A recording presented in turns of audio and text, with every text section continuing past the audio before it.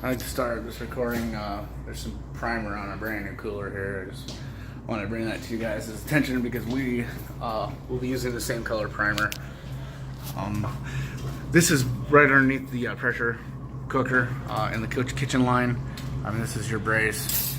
The fact that this jumps up from here, that's illegal. It's no longer vented. I see why they did it. They wanted the weir of this trap to be above the ceiling line. So that's why they jumped it up, but ultimately they're compromising the drainage.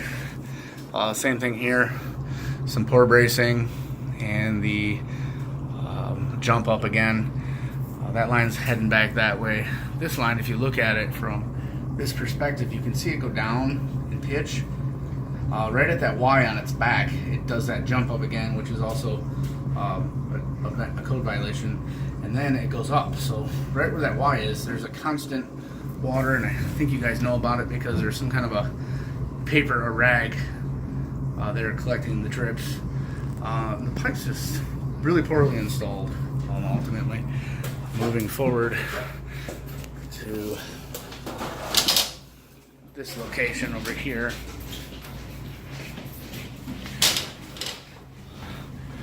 This is constantly is dripping as well. I mean, I guess I don't know if it's a little bit much for condensation, if you ask me. But you know, if it is condensation, we could wrap and insulate that.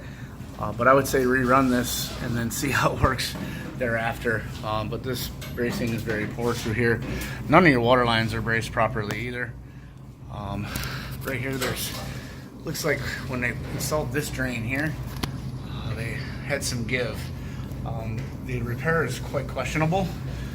I just wouldn't want to assume any responsibility for that, but in my opinion, professional opinion, that there's no saving any of this. I think it just should be cut out and removed.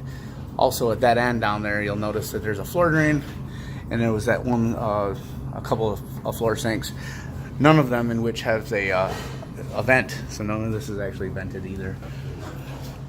The bottom of this is your grease trap. I followed the line over from that to this location.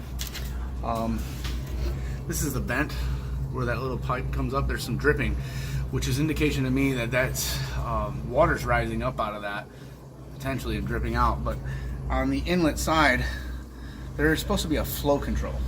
So a flow control on a grease trap, basically the concept is that it slows the flow of the grease in the water enough for the trap to do its job and catch the grease.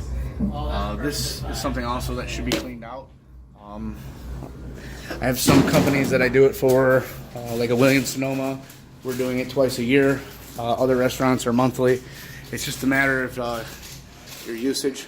I would suggest starting on like a quarterly or a monthly cleaning, and then observe how bad the trap is each time, and then you could pretty much set up your regular routine cleanings on that.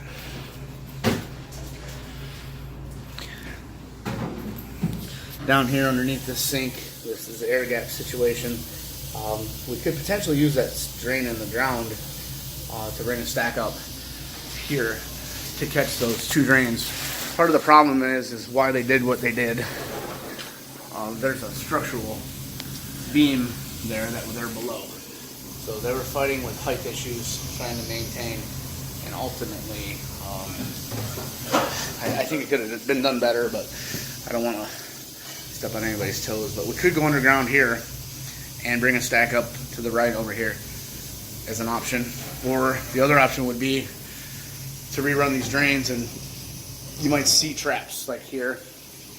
You might see a trap below the ceiling here, and just keep it as high as I can, but it is what it is kind of thing, you know. That way we're maintaining pitch and we're not jumping up like this.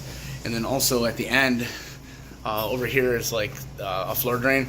Somewhere in this area we should be able to, we got to try to get a vent in. We can use an air admittance valve. Basically it's a valve that allows air into the sewer but not back out of it. You actually have one upstairs. I can show you, that's duct taped closed right now, over by the hand sink next to the kitchen line. So as far as right now, I just wanted to kind of put you guys here. I'll share this video with you later, and I think we should go to estimate on replacing all this lines.